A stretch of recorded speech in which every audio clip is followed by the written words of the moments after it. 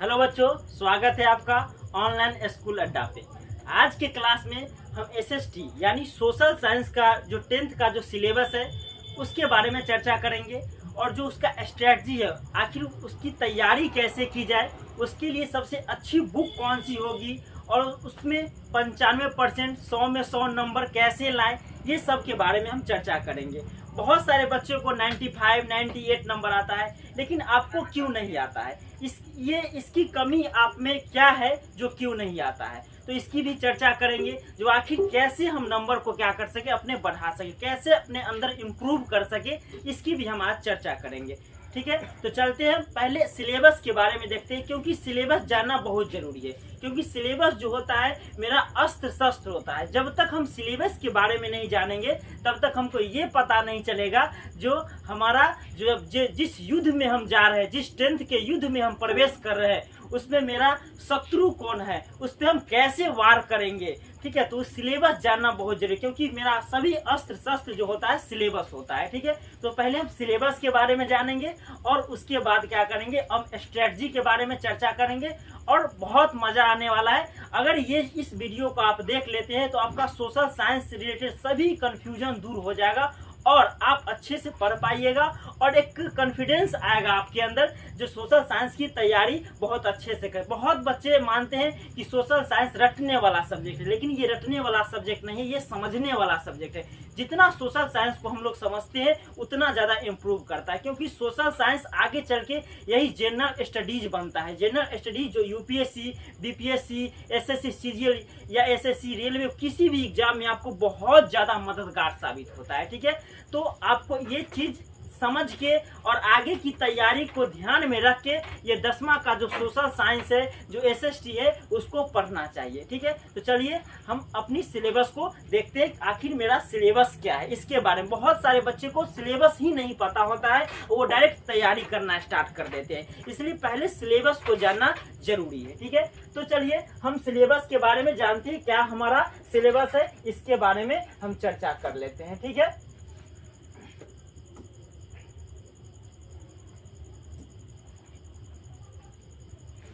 चलिए, तो मेरा जो एग्जाम पैटर्न है, एग्जाम पैटर्न कैसा होता है, जो 10th का जो सोशल साइंस उसका एग्जाम पैटर्न कैसा होता है, तो उसका एग्जाम पैटर्न, उसमें ऑब्जेक्टिव और सब्जेक्टिव दो प्रकार से क्वेश्चन पूछे जाते हैं, ऑब्जेक्टिव और सब्जेक्टिव। ऑब्जेक्टिव जो होता है उसमें 80 क्वेश्चन रहते हैं। कितने क्वेश्चन रहते हैं? 80 क्वेश्चन। और उसमें सॉल्व कितना करना होता है? तो 40 क्वेश्चन क्या करना होता है? सॉल्व करना होता है। ठीक है, आपको जो और क्वेश्चन कैसे जो ओ मार्कशीट मिलता है, ओ मार्कशीट मिलता है, उसमें क्या होता है, जो आपको रंगना पड़ता है, और रंगना जिसमें आपको ऊपर से 40 को देखा जाता है। ऊपर का 40 आपका अगर जितना उसमें सही है वही देखा जाता है। इसमें अगर 50 नंबर, अगर 50 में अगर 80 का है, आप 50 में बना देते हैं, 40 से बनाना है, तो आपका ऊपर से नीचे तक जो 40 रहेगा वही गिना जाएगा। उसमें जितना गलती रहेगा उसको काट लिया जाएगा। इसलिए आप सोच समझ के बनाइएगा, जो ऑब्जेक्टिव जो 40 बना रहे हैं उसमें हमें कितना सही बना रहे हैं। ऊपर का जो 40 बनाइएगा एकदम सोच समझ के बनाए, क्योंकि आपका जो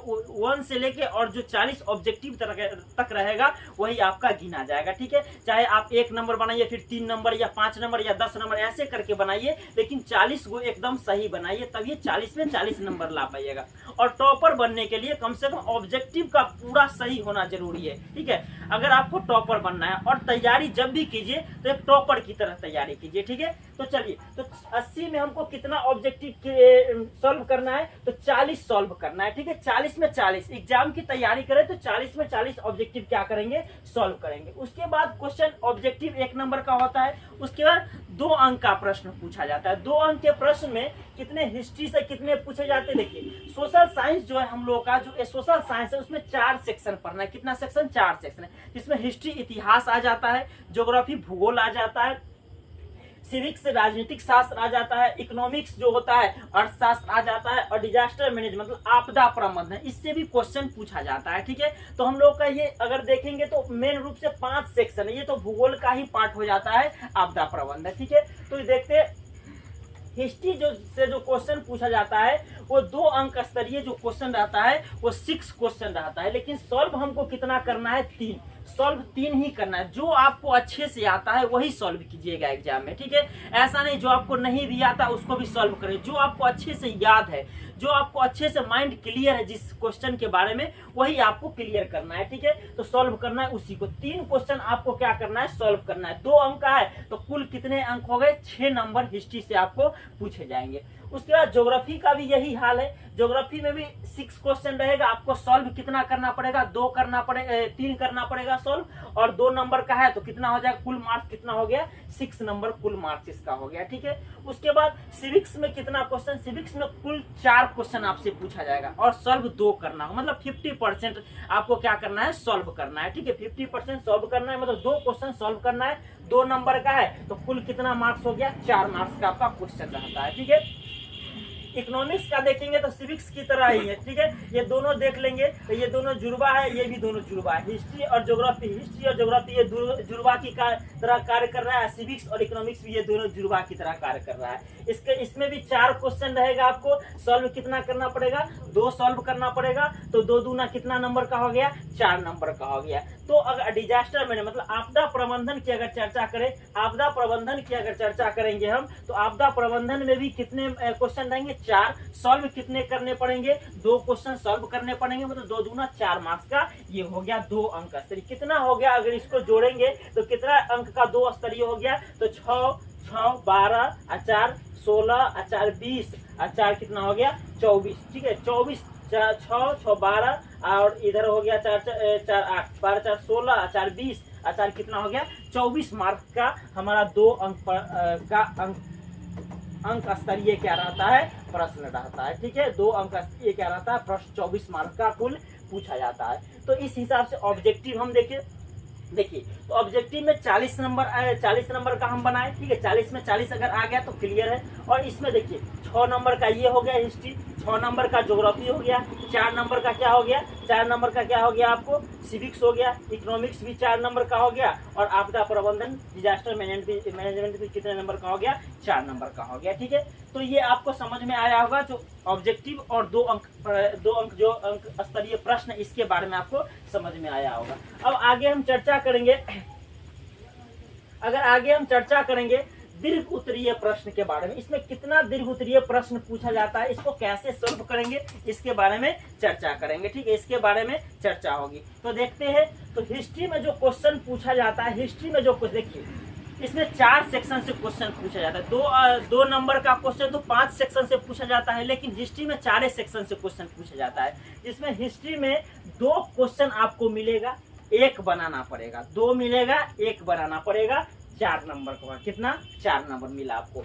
ज्योग्राफी का भी यही है, 2 मिलेगा, 1 बनाना पड़ेगा, कितने मार्क्स का हुआ, 4 नंबर का हुआ।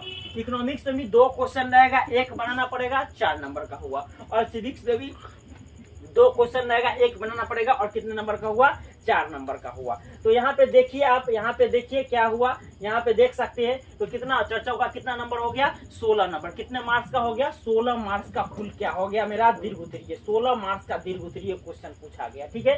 और 2 अंक स्तरीय हो गया 24, और दीर्घ उत्तरीय कितना हो गया, 16। तो दोनों मिलाए कितना हो गया, सब्जेक्टिव 40। ऑब्जेक्टिव कितना हो गया, 40, और सब्जेक्टिव भी कितना हो गया मेरा, 40 हो गया, ठीक है। तो 80 नंबर का मेरा क्या होगा, एग्जाम होगा, थ्योरी पेपर। और 20 नंबर का क्या होता है मेरा, क्या प्रैक्टिकल होता है, जो स्कूल देता है। जितना ज्यादा स्कूल में आप भरोसा बना के रखिएगा, जितना ज्यादा टीचर के प्रिय रहिएगा, उतना, और जितना ज्यादा प्रैक्टिकल कॉपी अच्छा से लिखिएगा, उतना ही ज्यादा क्या मिलेगा आपको नंबर में। 20 में 20 पे मिलता है। अगर आप इसमें मान लीजिए 80 नंबर में 76 नंबर ऐसे नंबर लाते हैं, और वहाँ पे 20 में 20 मिल जाता है, तो 96 हो गया, ठीक है। तो 95% करना बहुत इजी है सोशल साइंस में, ठीक है। यूं आता है, ठीक है। आप थोड़ा सा सीरियस होइएगा तो एसएसटी अपने हाथ में, मुट्ठी में आ जाएगा। आपको थोड़ा सा सीरियस होना है, ठीक है इसमें। और फर्स्ट डिवीजन करना है तो एकदम बउआ का खेल है, ठीक है। 60 नंबर लाना इसमें बउआ का खेल है, ठीक है। 20 नंबर तो आपको स्कूल दे देगा, और 40 नंबर। इसलिए फर्स्ट डिवीजन के लिए टेंशन ही नहीं लेना, सिर्फ टॉपर की तरफ मेहनत करना है। किसकी तरफ, टॉपर की तरफ। कैसे हम 95 और 100 के लगभग में नंबर लाए, ठीक है। तो आपका ये दीर्घ उत्तरीय प्रश्न के बारे में हम चर्चा किए। अब आगे देखते हैं, देखिए टोटल ऑब्जेक्टिव हो गया 40 बताइए दिए, 2 अंक कितना हो गया 24 मार्क्स का, और 4 अंक कितना हो गया 16, कुल कितना हो गया 80 मार्क्स का हो गया, और प्रैक्टिकल कितना हो गया 100, मतलब टोटल कितना हो गया 100 मार्क्स का मेरा क्या हो गया एग्जाम। टोटल प्रैक्टिकल लेके 100 मार्क्स का क्या हो गया एग्जाम मेरा होता है। उसमें आप जितना लाइए, जितना आप सक्षम है उतना ला सकते हैं, ठीक है। अब देखते हैं हम इतिहास में क्या क्या पढ़ना है हम लोग को, ठीक है। आखिर इतिहास के लिए क्या क्या सेक्शन दिया गया है, ज्योग्राफी के लिए क्या क्या है, सिविक्स में क्या क्या पढ़ना है, हम लोग ये सब के बारे में एक बार चर्चा कर लेते हैं, ठीक है। अब एक बात जरूरी है, जो आपके लिए बेस्ट किताब कौन होगी तैयारी करने के लिए, तो उसके बारे में भी थोड़ा चर्चा हम लोग कर लेते हैं, ठीक है। बेस्ट किताब आपके लिए क्या होगी इसके बारे में चर्चा कर लेते हैं, ठीक है। तो यहीं पे चर्चा कर लेते हैं बेस्ट किताब आपके लिए क्या होगी, ठीक है। तो किताब जो होती है, बेस्ट बुक जो आपके लिए होगी, वो जो बीटीबीसी का जो बुक आता है, ठीक है, जो सरकारी किताब आता है बिहार सरकार का, वही किताब इम्पोर्टेंट है आपके लिए। तो एक वो किताब आप ले लीजिएगा, मतलब बीटीबीसी किताब आपको लेना है, ठीक है। बीटीबीसी जो बिहार का बुक आता है वो किताब लेना है, और एक किताब आपको क्वेश्चन बैंक लेना है, ठीक है। क्वेश्चन मतलब इससे आप ये अंदाजा लगा सकते हैं कि आखिर क्वेश्चन पूछा कैसे जाता है, ठीक है। आखिर क्वेश्चन में किस हिसाब से बोर्ड तैयार करती है, ये आपको पता चलता है जब आपके पास क्वेश्चन बैंक रहता है, ठीक है। जैसे कहते हैं ना, जो पूर्व में हुई घटना से हम ये भविष्य का पता लगा सकते हैं, उसी प्रकार हम क्वेश्चन बैंक से अपने आने वाले प्रश्न, जो भविष्य में आने वाले प्रश्न है, इसका हम लोग क्या कर सकते हैं, पता लगा सकते हैं। इसके लिए आपका बेस्ट बुक होना चाहिए वो सरकारी बुक जो बीटीबीसी का आता है, वो बहुत सस्ता में आता है, आप 20-25 रुपया का बुक देगा, वो ले लीजिएगा। उसी से हम लोग क्या करेंगे, पढ़ेंगे, ठीक है। उसी से हम लोग तैयार करेंगे अपने SST, अपने सोशल साइंस सिलेबस को, ठीक है। तो ये हो गया। और दूसरा क्या लेना है, क्वेश्चन बैंक ले लेना है, ठीक है। क्वेश्चन बैंक का महत्व आपको हम समझा ही दिए कि आखिर क्वेश्चन बैंक का महत्व क्या होता है, ठीक है। क्वेश्चन बैंक का महत्व क्या होता है, ठीक है। अब देखिए ये हो गया।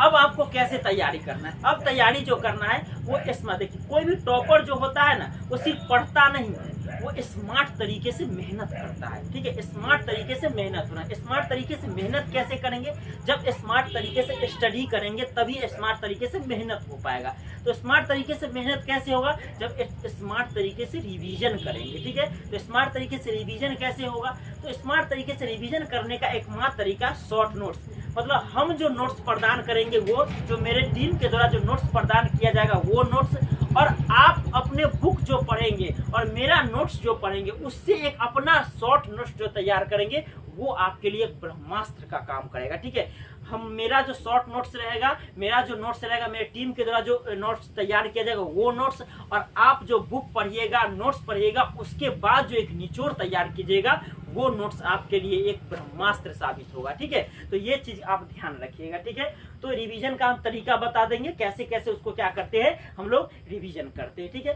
तो हम लोग अब बुक के बारे में देखते हैं, क्या क्या मेरा बुक है, ठीक है। तो चलिए आगे देखते हैं, चर्चा करते हैं क्या होनी चाहिए हम लोग की, ये इतिहास में क्या क्या सेक्शन हम लोग को पढ़ना है। देखिए, तो पहला देखिए, इसमें जो हम लोग को 9th और 10th का जो सिलेबस है, पूरा विश्व इतिहास है, इतना आप जानिए। 6th क्लास में हम लोग क्या पढ़ के आए हैं, प्राचीन भारत पढ़ के आए, भारत का प्राचीन भारत। 7th क्लास में हम क्या पढ़ के आए, मध्यकालीन भारत पढ़ के आए। 8th क्लास में क्या पढ़ के आए, आधुनिक भारत, भारत का आधुनिक भारत पढ़ के आए, ठीक है। भारत का जो आधुनिक है इतिहास है वो पढ़ के आए। 9th में हम विश्व इतिहास के बारे में पढ़े थे, फ्रांस की क्रांति सब के बारे में पढ़े थे, अमेरिका की क्रांति के बारे में पढ़े, हिटलर के बारे में पढ़े थे, ठीक है, ये सब के बारे में पढ़े थे। उसके बाद अगर 10th क्लास की बात किया जाए, इससे ये पूरा विश्व भूगोल है, ये पूरा विश्व इतिहास के बारे में इसमें चर्चा किया गया है, ठीक है। विश्व इतिहास इसमें पहला हमको पढ़ना है यूरोप में राष्ट्रवाद पढ़ना है। क्या पढ़ना है, यूरोप में राष्ट्र। इसमें यूरोप की चर्चा है, जैसे जर्मनी की चर्चा है, इसमें इटली की चर्चा है, आखिर यूनान की चर्चा है, पोलैंड की चर्चा है, हंगरी की चर्चा है, मतलब जितने यूरोपीय देश है उसकी चर्चा की गई है इसमें, ठीक है। ये जो बताइए इटली है, तो इटली का एकीकरण कैसे हुआ, आखिर इटली छोटे छोटे राज्यों में बटा हुआ था, उसका एकीकरण कैसे हुआ, बहुत मस्त कहानी है, इसके बारे में हम लोग जानेंगे। जर्मनी का एकीकरण कैसे हुआ, ठीक है, इसके बारे में हम लोग जानेंगे। ये यूनान का एकीकरण कैसे हुआ, इसके बारे में हम लोग समझेंगे, ठीक है। उसके बाद इसमें दूसरा हम लोग का सेक्शन पढ़ना है समाजवाद और साम्यवाद। समाजवाद और साम्यवाद में इसमें रूस की क्रांति हम लोग को पढ़ना है, कार्ल मार्क्स के बारे में पढ़ेंगे, एक बुद्धिजीवी के रूप में काम किया। आज कार्ल मार्क्स के एक महान बुद्धिजीवी के रूप में गिना जाता है उनका नाम, ठीक है, कार्ल मार्क्स का नाम गिना जाता है, ठीक है। तो कार्ल मार्क्स के बारे में पढ़ेंगे हम लोग, समाजवाद साम्यवाद का, रूस की क्रांति, लेनिन के बारे में पढ़ेंगे, ठीक है। लेनिन एक क्रांतिकारी था, जबरदस्त क्रांतिकारी था, उसके बारे में पढ़िएगा तो मजा आ जाएगा, ठीक है, लगेगा उसकी तरह हमको मेहनत करना चाहिए। लेनिन एक ऐसा व्यक्ति था जिसको शुरुआत में कॉलेज के दिनों में जब 4 साल का जो सेमेस्टर था उसमें उसको पहले साल में क्या किया गया था, कॉलेज से निष्कासित कर दिया किया गया था 3 साल की। लेकिन जब वो लास्ट ईयर में जाता है तो 4 साल का सिलेबस 1 साल में क्लियर कर लेता है। इतना माइंड ब्लोइंग व्यक्ति था वो। तो उसका मेहनत देख के आप में जुनून आएगा। तो उसके बारे में जब पढ़ेंगे तो मजा आने वाला है। ठीक है, तो आप लोग तैयार हो जाइए। हिंद चीन के में राष्ट्रवादी जो आंदोलन हुआ, ठीक है, उसके बारे में हम लोग पढ़ेंगे। कैसे यहाँ पे किसका शासन हुआ करता था, कैसे इसमें यहाँ से ये आजाद हुआ, इसके बारे में हम लोग पढ़ेंगे। हिंद चीन के बारे में। भारत में राष्ट्रवाद तो पूरे गांधी जी है। ठीक है, हमारे बापू जी के बारे में पढ़ेंगे। गांधी जी के जो जो क्रांति हुई, सविनय अवज्ञा आंदोलन, असहयोग आंदोलन, ये सब के, भारत छोड़ो आंदोलन, ये सब के बारे में चर्चा होगी इसमें। ठीक है, इसमें पूरे भारत में कैसे क्रांति, देश कैसे आजाद हुआ, भगत सिंह के बारे में पढ़ेंगे, सुभाष चंद्र बोस के बारे में पढ़ेंगे, महात्मा गांधी के बारे में पढ़ेंगे, जवाहरलाल नेहरू के बारे में पढ़ेंगे। सब के बारे में इसमें चर्चा होगी भारत में राष्ट्रवाद में। ठीक है, उसके बाद अर्थव्यवस्था और आजीविका। आखिर जो देश की अर्थव्यवस्था है, विश्व की जो अर्थव्यवस्था है, इसके इतिहास के बारे में पढ़ेंगे। औद्योगिक क्रांति सब के बारे में पढ़ेंगे। कैसे औद्योगिक क्रांति हुई, कैसे उपनिवेश का जन्म हुआ, कैसे साम्राज्यवाद का जन्म हुआ, ये सब के बारे में इसमें हम पढ़ेंगे। शहरीकरण और शहरी जीवन के बारे में पढ़ेंगे। आखिर ग्रामीण जीवन से शहरी जीवन में कैसे परिवर्तन हुआ, शहरी जीवन क्या क्या महत्व, शहरी जीवन, ये सब के बारे में चर्चा होगी इस चैप्टर में। व्यापार और भूमंडलीकरण के बारे में इसमें चर्चा होगी। ठीक है, व्यापार, आखिर विश्व का व्यापार कैसे चल रहा है, ये सब के बारे में चर्चा होगी। प्रेस और संस्कृति के बारे में चर्चा होगी। भारत का भी प्रेस और विश्व का भी प्रेस की शुरुआत कहाँ से हुई। ठीक है, प्रेस का आविष्कार किसने किया, प्रेस, ये सब भारत में प्रेस किसने लाया, ये सब के बारे में पढ़ेंगे। ठीक है, तो ये सब मेरा क्या है, इतिहास में। इतिहास में इतना सेक्शन है, आपको सभी सेक्शन इंपोर्टेंट है, सभी को एकदम अच्छे से क्या करना है, स्टडी करना है। ठीक है, तो हमारे साथ स्टडी कीजिएगा, एकदम कहानी की तरह एकदम समझा देंगे, जिससे आपको लगेगा नहीं इतिहास नहीं पढ़ रहे, दादी से बाबा से कहानी सुन रहे, ऐसा लगेगा आपको। ठीक है, तो इस तरह इतिहास पढ़ा जाता है। आगे अगर देखेंगे तो हम लोग को भूगोल के बारे में क्या, भूगोल में हम लोग को क्या क्या पढ़ना है। देखिए, जो संसाधन है, भारत में जो संसाधन है, तो भारत के पास बहुत सारा संसाधन, प्राकृतिक संसाधन के, भूमि हो गया, जल हो गया, वन हो गया, ये सब क्या है, संसाधन है। ऊर्जा, खनिज, ये सब क्या है, संसाधन है। तो वो हम लोग पढ़ेंगे। भूमि के बारे में पढ़ेंगे, मिट्टी सब के बारे में पढ़ेंगे। आखिर बिहार में कौन सी मिट्टी है, अपने देश में कौन सी मिट्टी है, ये सब के, आखिर मिट्टी की विशेषता क्या है। ठीक है, वन की विशेषता क्या है, वन के बारे में पढ़ेंगे हम लोग। खनिज के बारे में पढ़ेंगे, खनिज की क्या विशेषता, खनिज कितने तरह के होते हैं, ये सब के बारे में हम लोग किसमें पढ़ते हैं, ये संसाधन में पढ़ते हैं। ठीक है, उसका कृषि की चर्चा होगी। आखिर विश्व में कृषि की शुरुआत कैसे हुई, भारत में कृषि की शुरुआत कैसे हुई, कृषि कितने तरह के होते हैं। ठीक है, ये सब मजा आने वाला है पढ़ के। ठीक है, कृषि के बारे में जब पढ़िएगा आपको पता चलेगा, जो कृषि हम लोग के पापा जो कृषि करते हैं वो कैसे कृषि करते, किस प्रकार की खेती करते हैं। ठीक, ये सब के बारे में हम लोग पढ़ेंगे। ठीक है, कृषि चैप्टर में। उसके बाद है निर्माण उद्योग। इसमें जो उद्योग होता है, रबर उद्योग, सूती वस्त्र उद्योग, ये सब के बारे में, जितना उद्योग होता है ना, चीनी उद्योग, जो भी उद्योग है, ये सब के बारे में किसमें पढ़ते हैं, निर्माण उद्योग में। आखिर उद्योग की शुरुआत कैसे हुई, अंग्रेजी काल में उद्योग फला फूला कैसे, ये सब के बारे में चर्चा होगी। ठीक है, आखिर अंग्रेजी काल जब आया उसमें उद्योग का पतन, भारतीय जो कुटीर उद्योग था उसका पतन होने लगा, अंग्रेजी उद्योग का बढ़ावा मिलने लगा, ये सब के बारे में। और जितने उद्योग है, सूती वस्त्र उद्योग, कपड़ा उद्योग, जो भी उद्योग हमारा है, ये सब के बारे में निर्माण उद्योग में आपको चर्चा किया जाएगा। ठीक है, उसके बाद है परिवहन, संचार एवं संसाधन। ठीक है, जब इतना पढ़ लेंगे तो मान लीजिए हमारा संसाधन हो गया, कृषि जब हो गया, खेतियों कर लिए, खेती से मान लीजिए टमाटर उगा लिए, भिंडी उगा लिए, उसके बाद मान लीजिए मिर्च उगा लिए, तो उसको ढोने के लिए भी तो गाड़ी उड़ी चाहिए, तो उसको करने के लिए क्या चाहिए, परिवहन। फोन करने के लिए इतना में आइए, इतना मिर्चाई देते, इतना 5 रुपये मिर्चाई देंगे, 10 रुपये मिर्चाई देंगे, तो फोन के लिए क्या चाहिए, संचार व्यवस्था होना चाहिए। तो संचार व्यवस्था के बारे में पढ़ेंगे। आखिर संचार व्यवस्था का विकास कैसे हुआ भारत में, इसके बारे में। परिवहन, रेल परिवहन का विकास कैसे हुआ, सड़क परिवहन का विकास कैसे, सड़क कितने तरह के होते हैं, ये सब के बारे में चर्चा होगी। संसाधन, ये जितना है परिवहन, संचार, ये सब के बारे में चर्चा होगी। उसके बाद है बिहार। तो अपना बिहार को कैसे भूल जाएंगे। ठीक है, बिहार को, अपना बिहार तो यही हम लोग का क्या है, जीवन स्तर है, यही बिहार का पूरा आधार है हम लोग का। इसके बारे में कैसे हम छोड़ देंगे। तो बिहार के बारे में जानना बहुत जरूरी है। जितना चीज है कृषि के बारे में पढ़ेंगे। बिहार में आखिर, क्योंकि बिहार में जो बिहार के क्या है, कृषि प्रधान है। बिहार कैसा राज्य, कृषि प्रधान राज्य है, तो बिहार को तो नहीं छोड़ सकते, ठीक है, हमारा प्यारा बिहार है।